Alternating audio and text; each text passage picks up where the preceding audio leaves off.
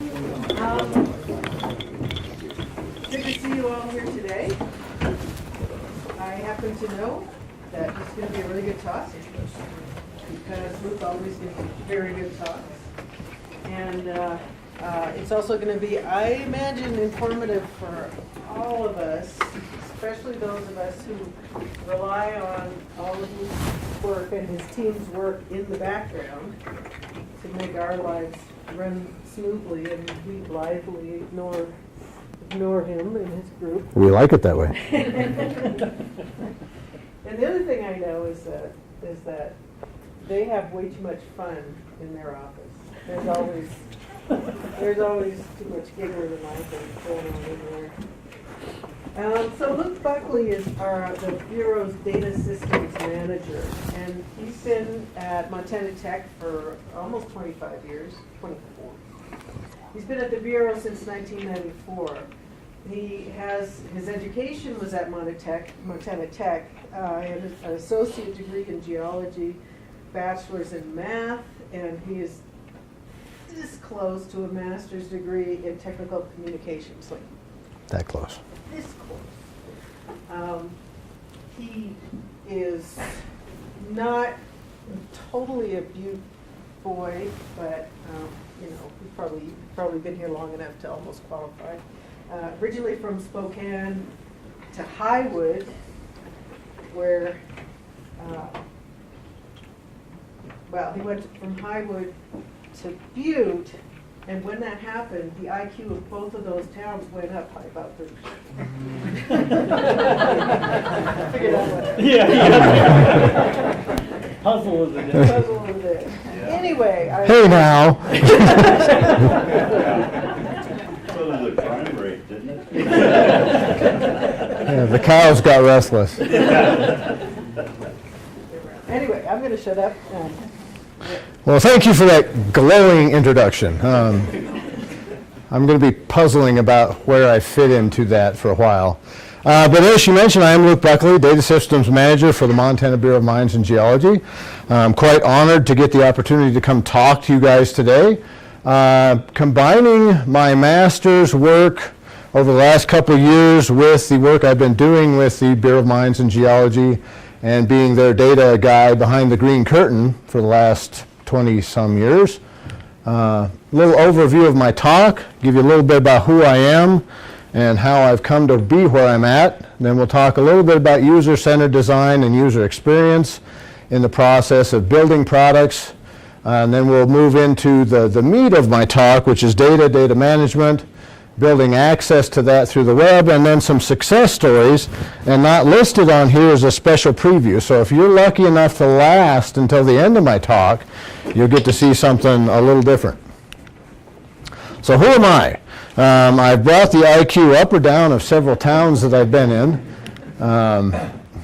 I did come to Montana Tech in 1990 to pursue a degree in geologic engineering. And I got a job as an intern at the Bureau of Mines and Geology and thought, I don't want to do this. I don't want to wander around the hills and chase snakes away and try to figure out where folds and faults and granite lies. I know. And then the irony of the situation is I graduated and got a job at the very same place I didn't want to be a geologist at. So I've been here since 1994. Over the course of time, I've pursued, in addition to my academic work, about 1,200 hours in continuing education towards Esri GIS classes, Microsoft, starts with M, Microsoft Certified Program. I am a certified IT professional in database design and administration. And for the majority of my career, I've been a combination of a DBA, a web developer, and a software engineer. And I can look at my phone, but I think I'm about 64 days away from graduation in completing my master's degree in technical communication. So UCD, not OCD, and UX, user-centered design and user experience. In the work I'm doing, we're starting to build upon the work of some pioneers in the field. Don Norman on the left-hand side has advanced degrees in psychology and engineering and is very instrumental in figuring out how we build products that work, and figuring out if there's a problem with the design of the product or if it's a user problem. Peter Morville, the next fellow over, has his degree in library science, and it concentrates on information architecture. How do I build information I want? And B.J. Fogg, Dr. Fogg out of Stanford University, coined something called CAPTology, or CAPT, Computers as Persuasive Technology. How do we get these things and use them in a way that will help us in our careers and eventually get data, build data. So we're using user-centered design. And this is the best way I could figure out how to explain it, is put things in boxes. If you study things, you either build triangles, pyramids, boxes, you put circles together in Venn diagrams. So here I did a bunch of concentric things. The biggest part is user-centered design, and it means simply that. How do we design things that our users can use and have a good experience in doing that? Now, within that, there's human-centered design, because everything we do, we're designing for humans, not dogs, dolphins, or bunnies. Under that, we're interested in the user experience. We want you to have a good experience while you're using our products. And to do that, we need to consider four main things: our information architecture, the design of our information, our interaction design, and our interface design. So if I'm building a building, we start on the left. Where am I going to put the bathrooms? That's important. We need to go sometimes. Information design, I put signs around that tell us where the bathrooms are. Interaction design, we can figure that out. And the interface, at least in this building, we have automatic flushes, so we don't have to worry too much about the interface there. Borrowing from Don Norman's book on the design of everyday things, he says human-centered design is the process of ensuring that people's needs are met, that the resulting product is understandable and usable, that it accomplishes the desired tasks, and that the experience is positive and enjoyable. And if you take writing classes, you also know that's a very good example of parallelism in your writing. That. Peter Morville, the guy with the library science degrees, went through and looked at a whole bunch of designs for things and decided that characteristics of good products, very usable products, fall under these 7 things. They're useful, they're usable, they're findable, valuable, desirable, credible, and accessible. If you build these things into your product, people like them, they use them, they come back. If you spend a lot of time studying old dead Greek fellows, it has an Aristotelian feel to it. We apply to your ethos, your pathos, and your logos, your character, your emotions, and your logical side. A very good example in advertising of this is a nice red sports car. It is desirable. I want it. It's probably valuable. It costs more than I'd probably make in several years. It's credible, it's findable, usable. So, one of the best examples I had in reading about this in user-centered design is the concept of a door. We're all familiar with doors. So, in reading and figuring things out, I thought, well, I want to see how many doors I go through and how do I go through them between the parking lot and my office. So, bear with me. The very first door I come to has these U-shaped handles pointing outward with a lock on the right-hand side one. Doesn't tell me pull or push. I figure out I pull it. Right after that, I get to another set of doors that has a different way of opening it. Has a longer U-shaped handle. I pull those open. Then I get to a door. Now we have something I haven't seen yet. This is the third door and the third different set of handles I've had to get to.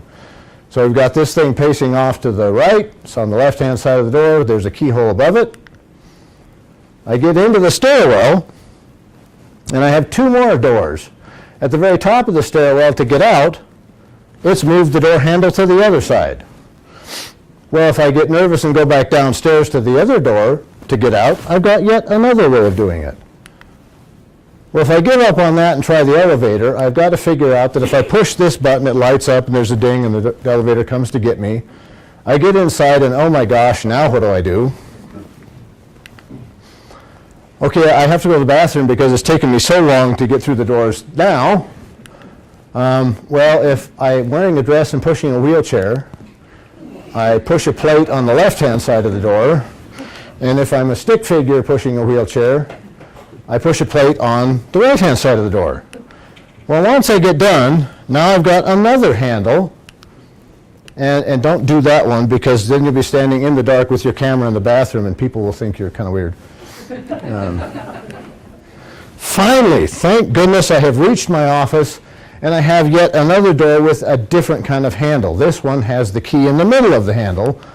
I have made it to my desk with no fewer than 13 possible doors and 11 different types of opening them. Well, I was explaining this to RJ, my grandson, this weekend, and this was his reaction, like, oh gosh, just get out of the way so I can see the ceiling fan going around and around. He's 2 months old, he couldn't say that, so he said it with his expressions. But you always got to throw a cute picture in once in a while.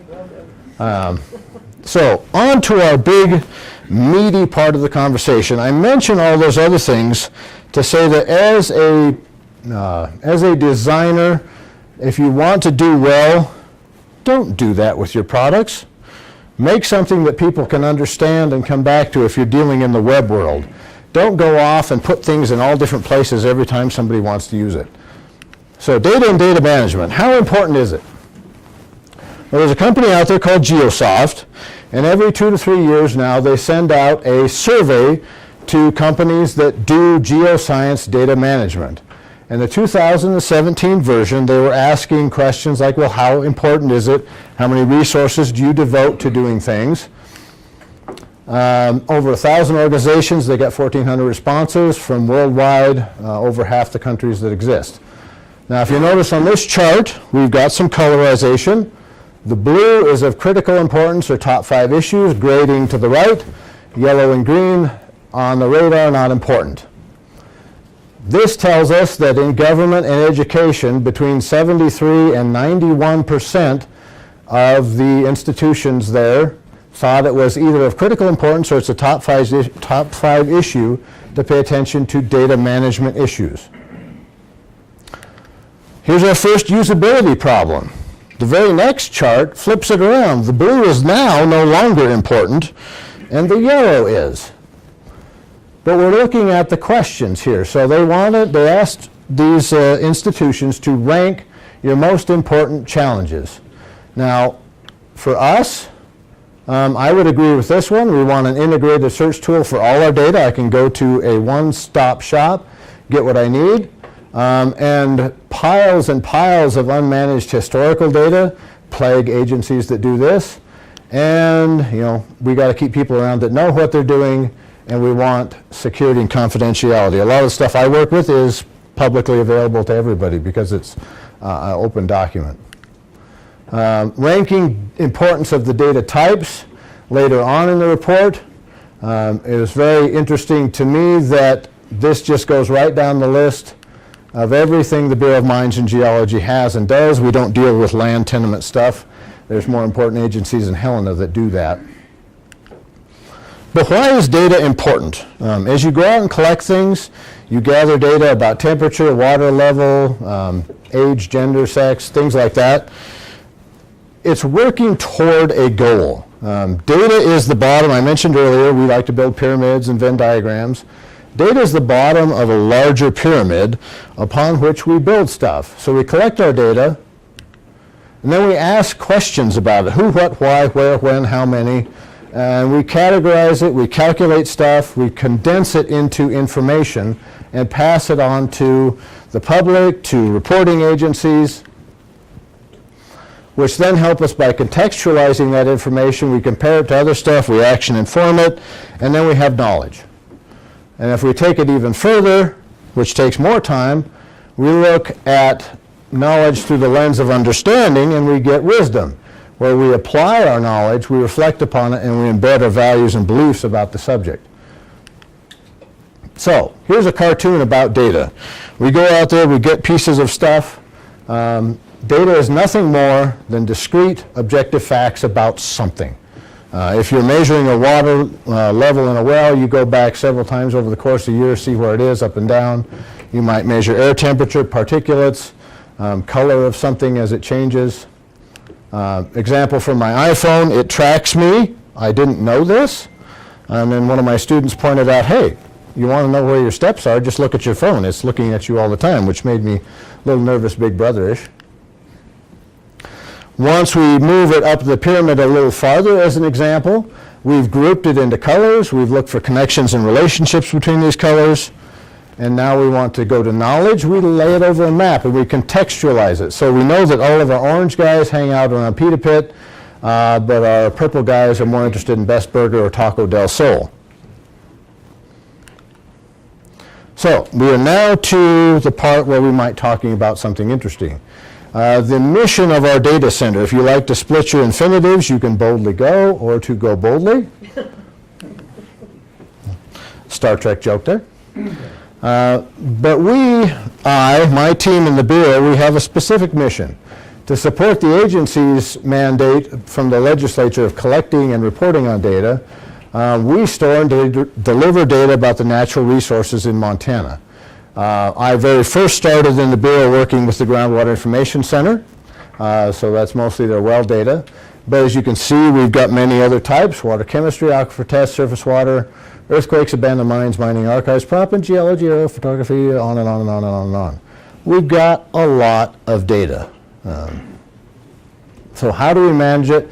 How do we get it to people in a usable, useful, findable, accessible, credible way? When you're starting a data project, you must ask yourself a few questions. And I always start with the end. Where am I going? So if I know where I'm going, I have a better idea of how I'm going to get there. What kind of data will I collect over the project? What kind of stuff am I going to need to manage it? Do I need any training? And what's going to happen after the project is over? Is it going to die? Do we need to maintain it?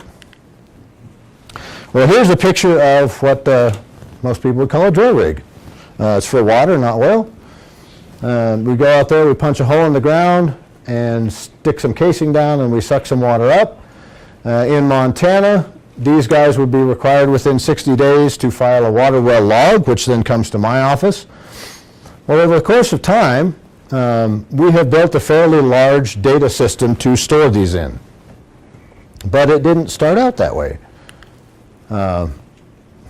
This graphic was made by Tom Patton over there on the side wall. Way to go, Tom. But in doing our project with the wells, we have to figure out what we've got and what we want to do with it. So in the digital computer science world, we pull all these pieces apart and figure out which data is related to each other and how are they related to each other.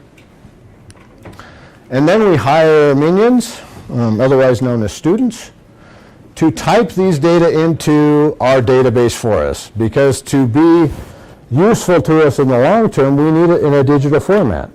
Because we're going to ask questions like, well, what's the average total depth in Sanders County? Well, I could page through each piece of paper and write it down and stick it in my calculator and divide by the number total. But it's so much easier to run a structured query language query. As we mentioned earlier, the Bureau has many different types of data, and we want to get it all digital.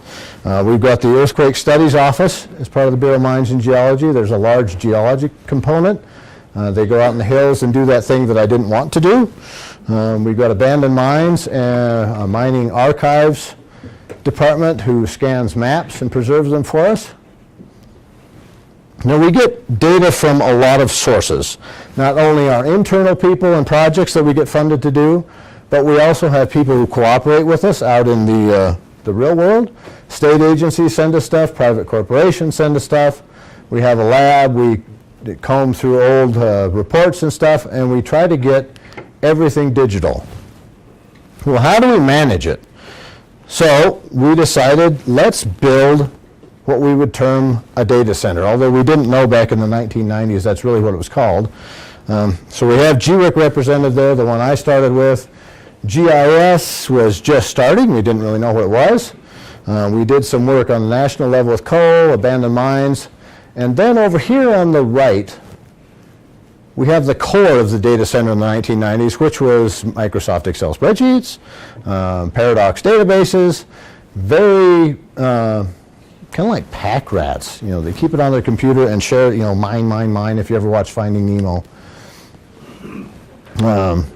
So we get to a point, we fast forward to 1999, and we go live with our first website. Now there was some very good reasons for doing this. One, I went to my boss at the time and said, I think this web thing is going to be the way of the future.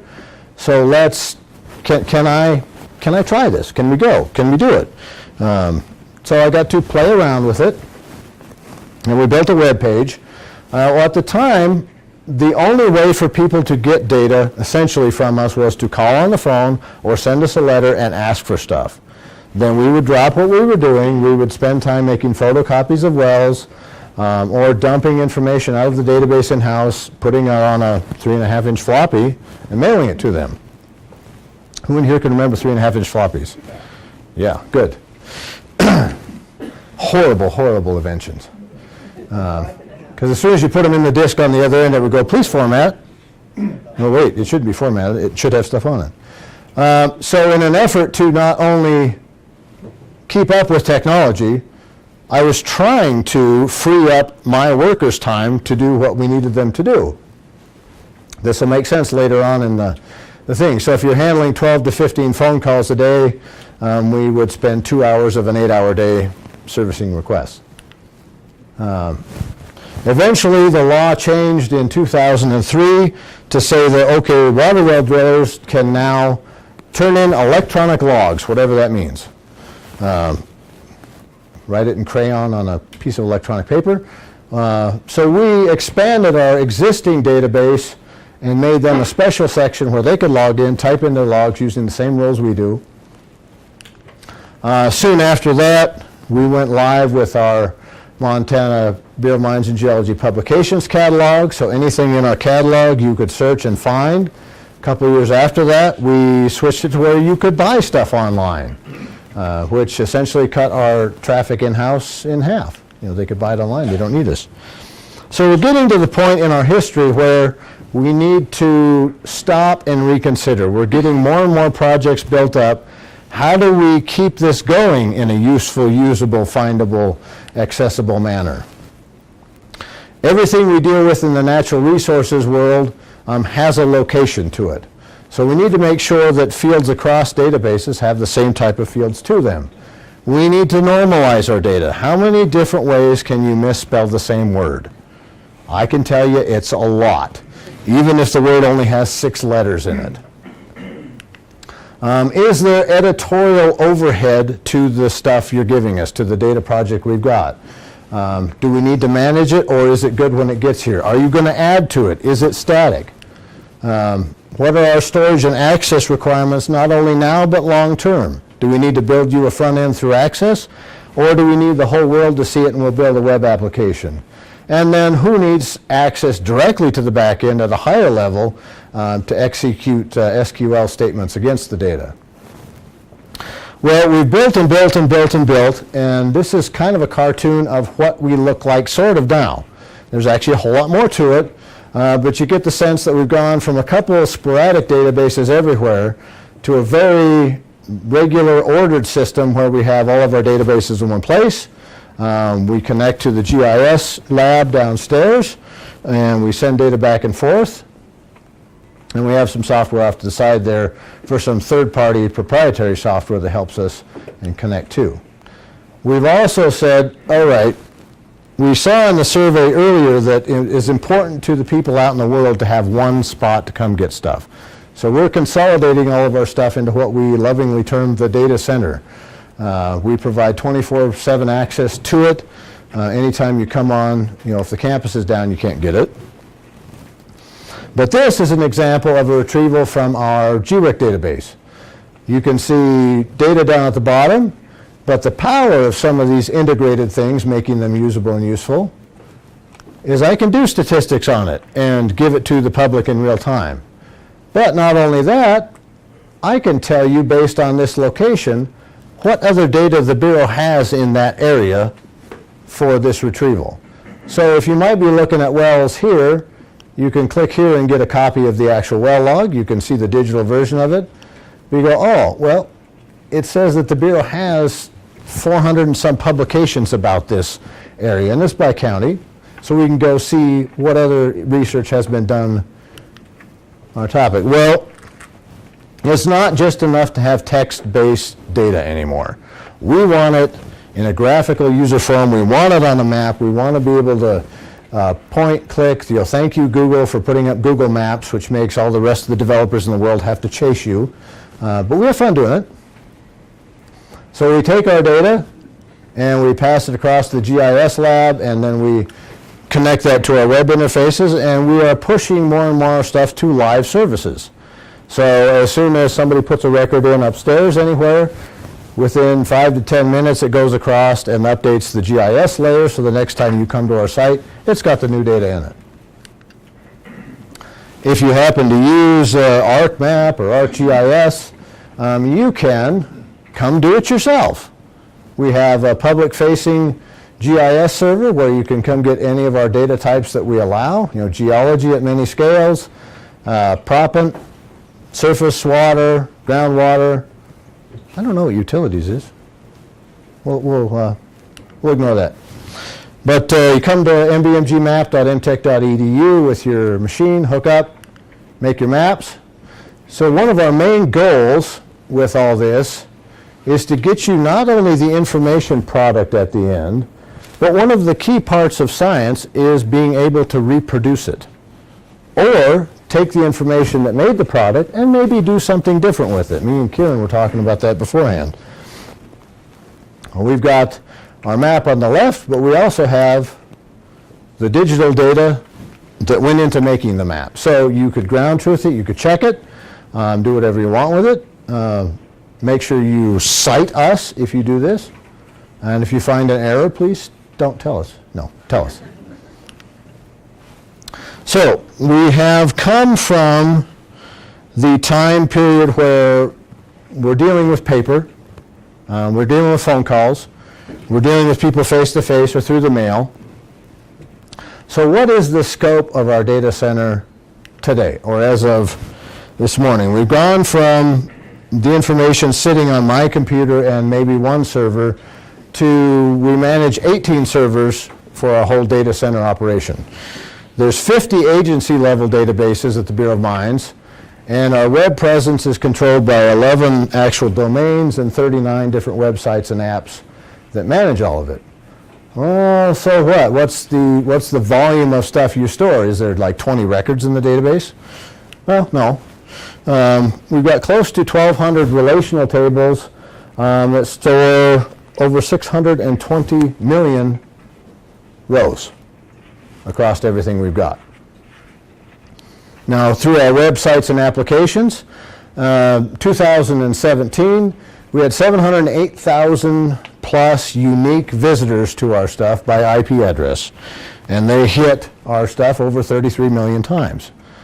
Now, imagine if we had to answer each one of those phone calls. I don't want to sit on the phone 33 million times, and nor do I want to talk to 700,000 people, because that's going to be a 24-hour day job. So what do we do? How much stuff do we actually do through our websites? The top hit databases over 2017, we processed almost 2 million questions. And that's a billion, 6.1 billion pieces of information went out to people that were asking those 2 million questions. That's text files full of water levels, that's PDFs of well logs or PDFs of reports or maps, everything rolled in together. So we had a pretty good year in 2017. It makes me tired just thinking about it. So I boiled it down and said, well, if we're doing that much, I can sit around and I'm still working. Any given day, if averages average out, we see almost 2,000 visitors, and they do that. So I thought, well, okay, I'm going to talk for about an hour. What does that look like? Well, I'm sitting down here talking to you guys. Close to 100 people are going to come hit our data center. They're going to ask 200 questions of our databases and download 700,000 pieces of information. So I'm going to collect my check and go have fun somewhere. our users come from all over the world. It is interesting to me that so many people in so many places are interested in natural resource information about Montana.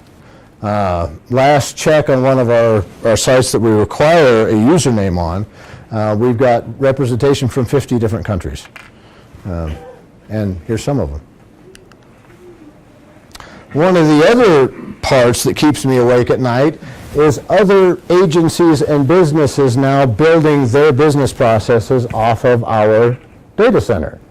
We have drillers that have their own website and go, I want to link into GWIC.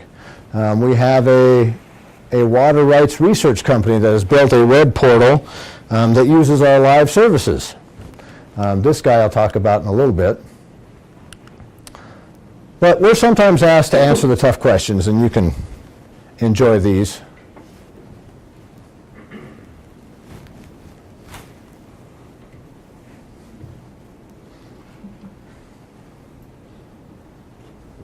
The most important one.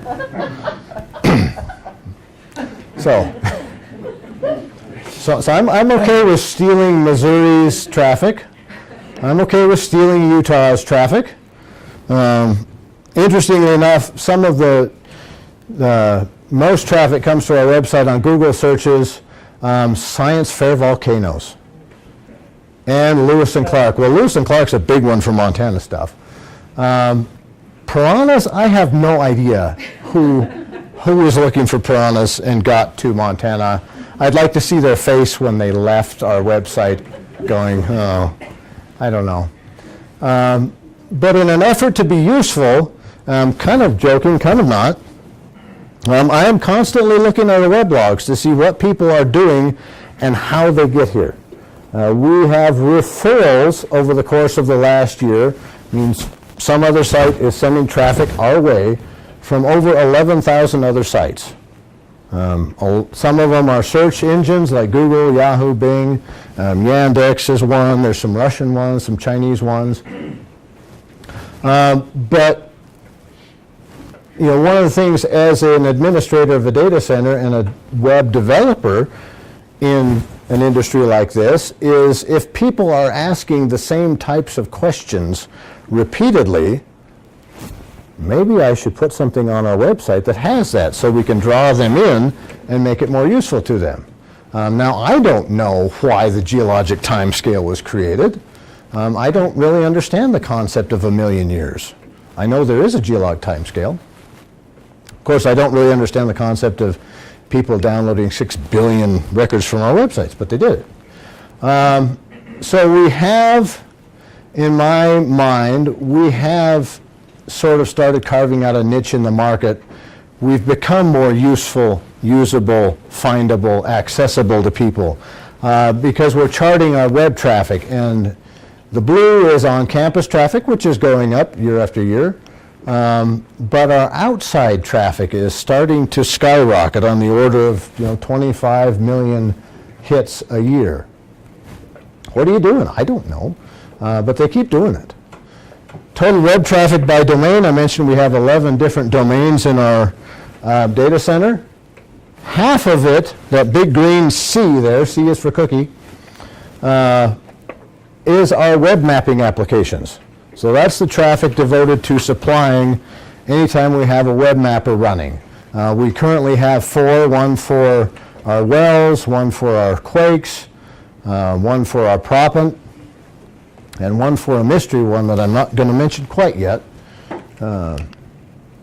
Okay, so are we usable and useful? Is there any evidence to prove this? So I thought I would tell you about a couple interesting calls I've had over the last 24 years. Some examples. Woohoo! Kind of a bad one. You might all remember that there was a pipeline around the Yellowstone River that burst and let lots of oil in places it shouldn't be. Well, they called us, sent us emails, emailed us. Can you tell me where along this stretch of the river you have wells located within 2 miles of the shore? Well, by golly, yes, we can.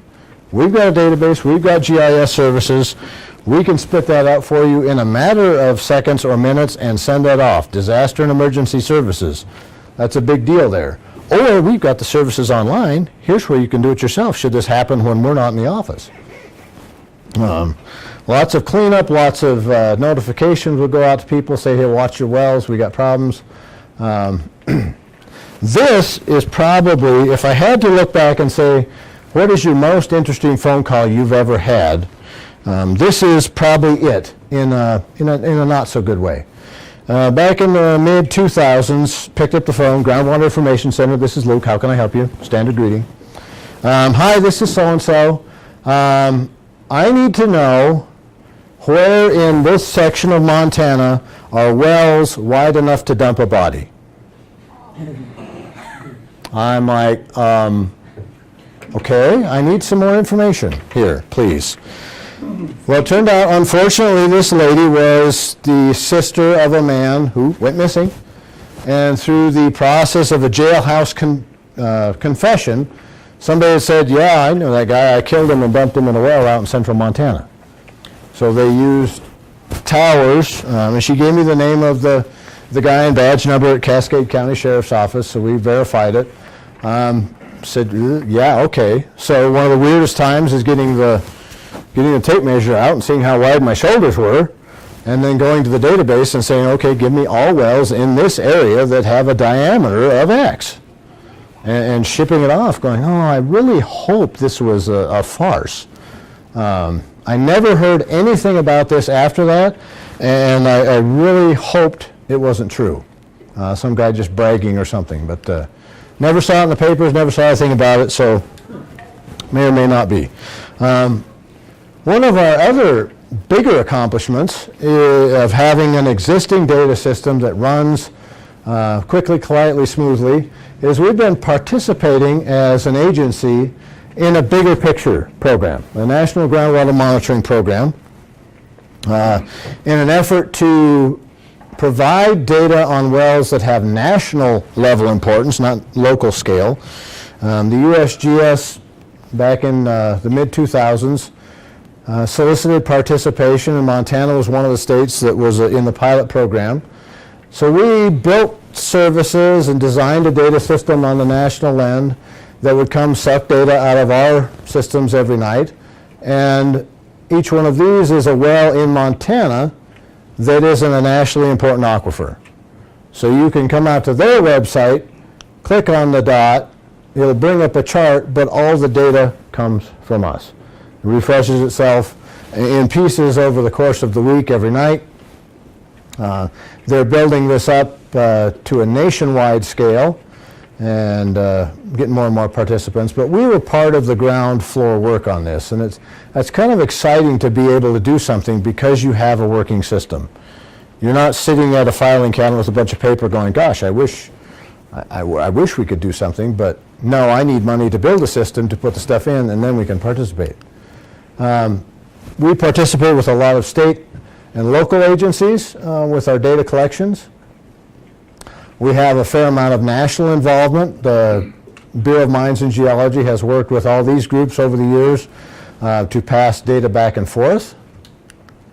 So this part of our adventure begins at our website. Newly released in September, it's fully responsive for any screen size. We're working on making our databases do that. But that's at the Bureau of Mines and Geology's website. And since you've made it this far, you all get to see the special part of the talk that wasn't on the table of contents. Dun, dun, dun. Praise the Lord, I'm graduating. Rhetorically significant screen. Every time you see this, you know a preview is coming of something. So yeah, AI, awesome and informative. And I did run this by my graduate committee. I put that on there, and I asked them, and they all laughed when I put this up, so they thought it was a good idea.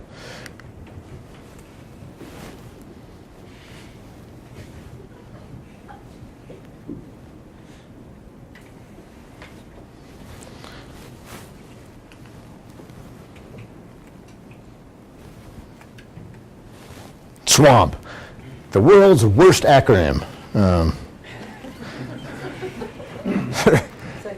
Yeah, it gives you ideas of mucking around in reeds and water and mud and alligators. but stands for the Surface Water Assessment and Monitoring Program. The newest program at the Montana Bureau of Mines and Geology, created by the 2017 legislature, so it officially exists. I've been working with it since 2013 and 14 through present.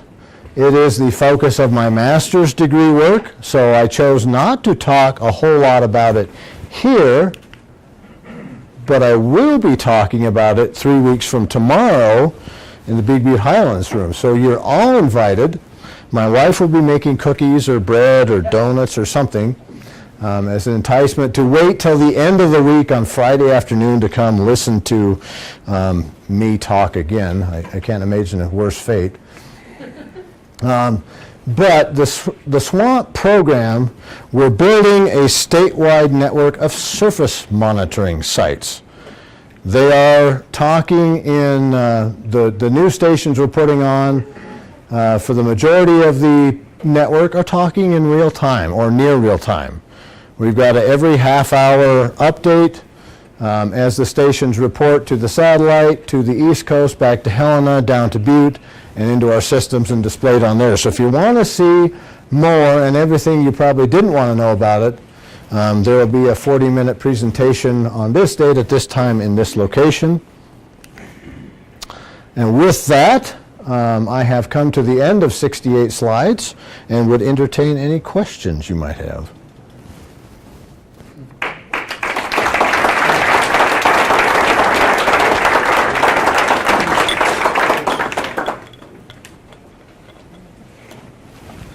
And I like it when nobody has questions. Oh, Peter. So out of the 700,000 users you have that download stuff, how many of those do you think are legitimate people that want to use the data versus bots trying to use information? The one site which we track that on is the publication system. And right now it's running about 75%, 25%. 25% are real people using it. 75% are Google, Yahoo, those guys indexing it, taking copies of it. So when you write a query in Google, you get the Bureau of Mines stuff, you click on that, it comes to our site.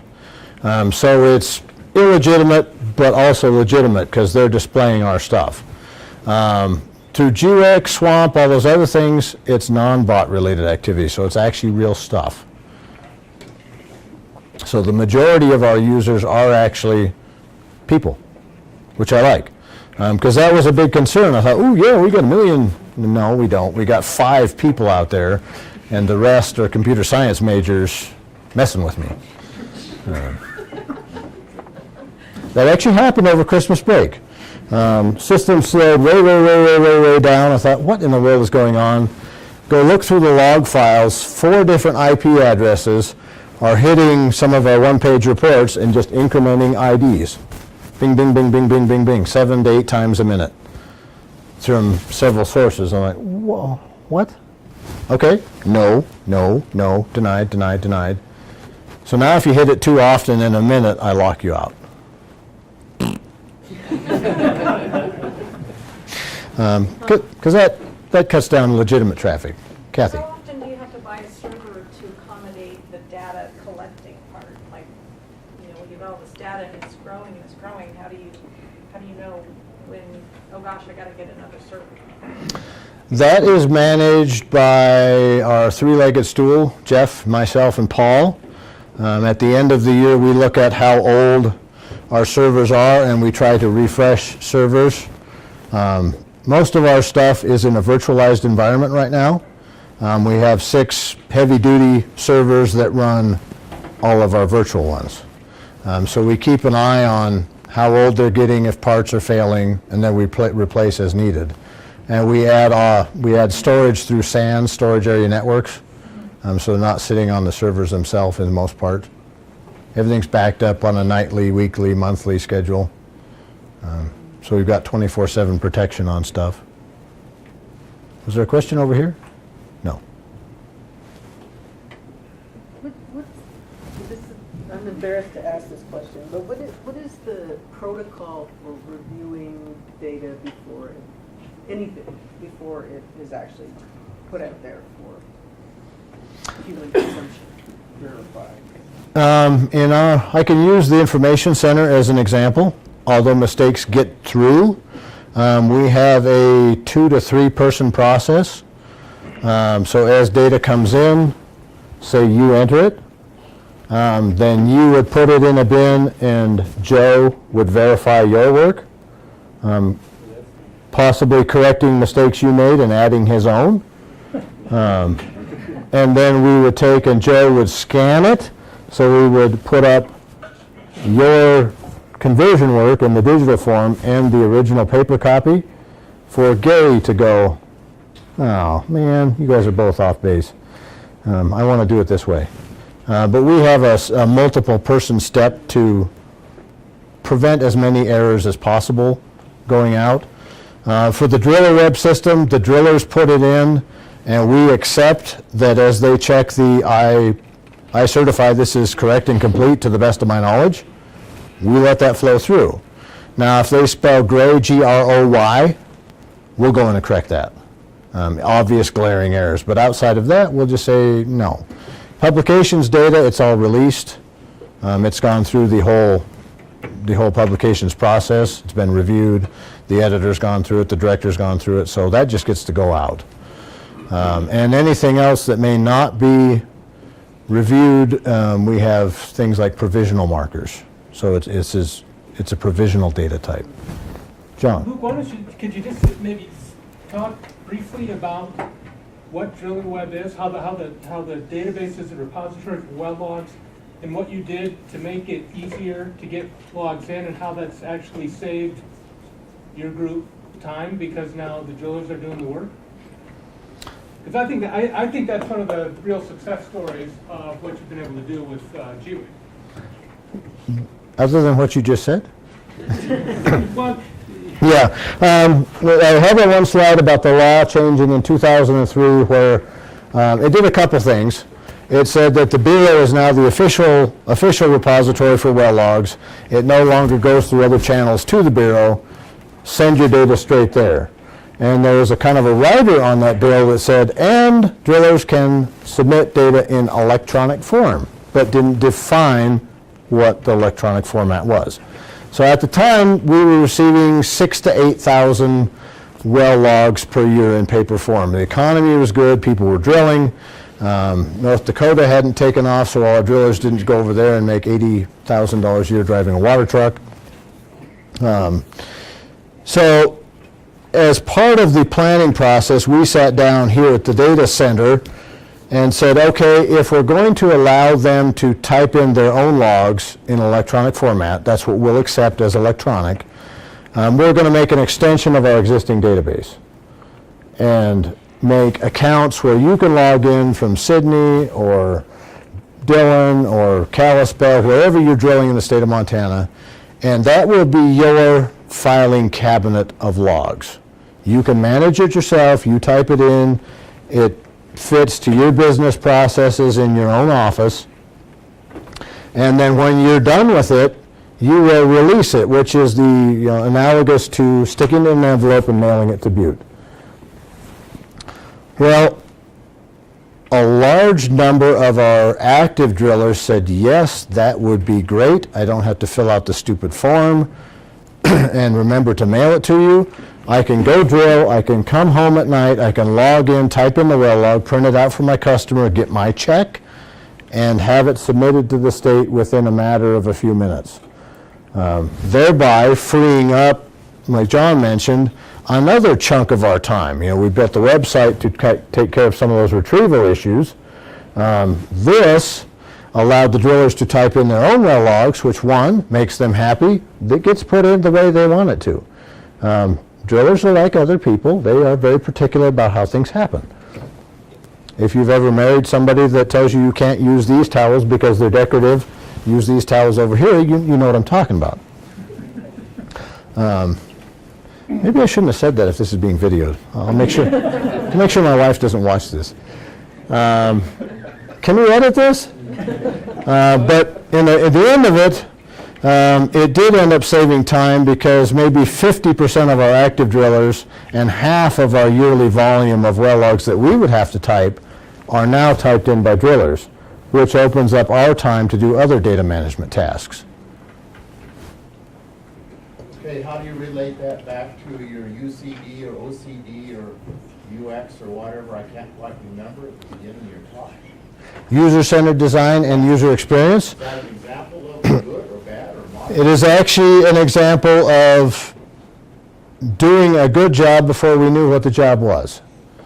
Because we built a system that they're familiar with. We modeled it after the piece of paper they're used to using. Anybody ever file their taxes online and it's not at all like the paper form you've got in front of you?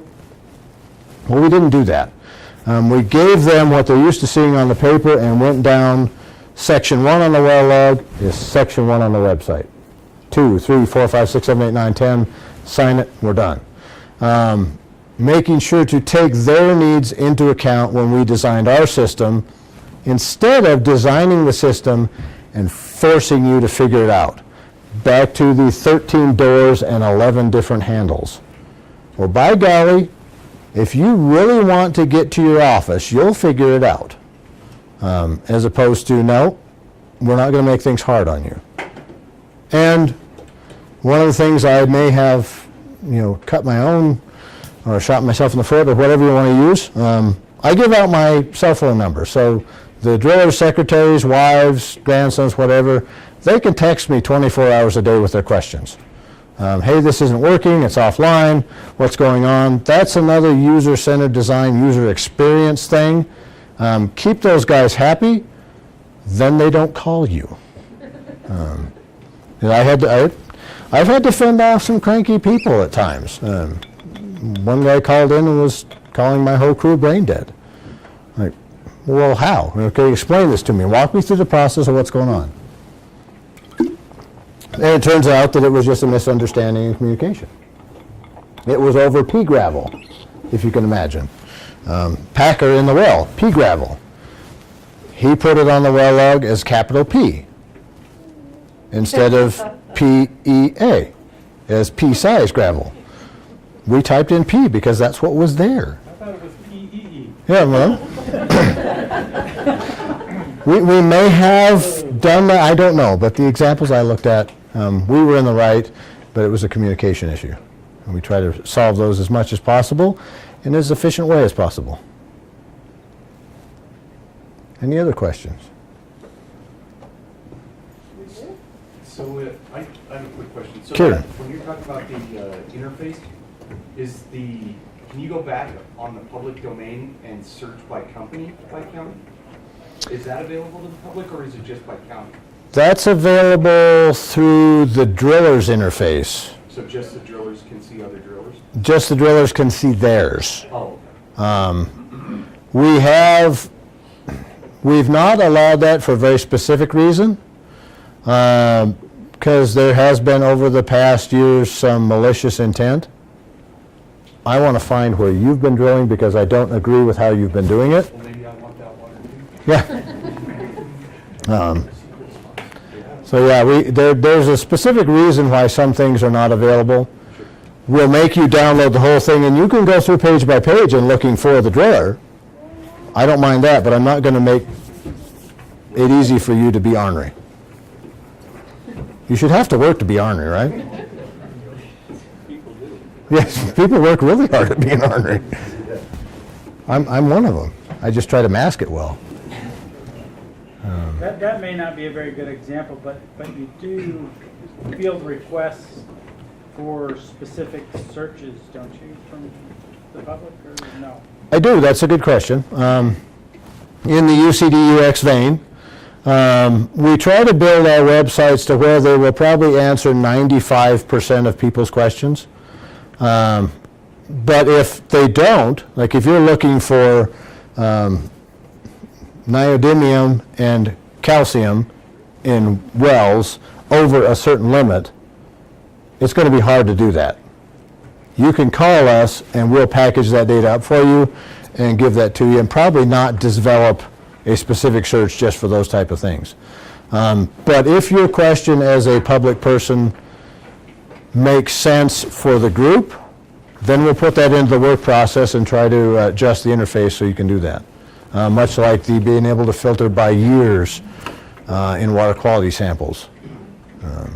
Once some of these data sets get really big, you start to need different ways to handle them online. Should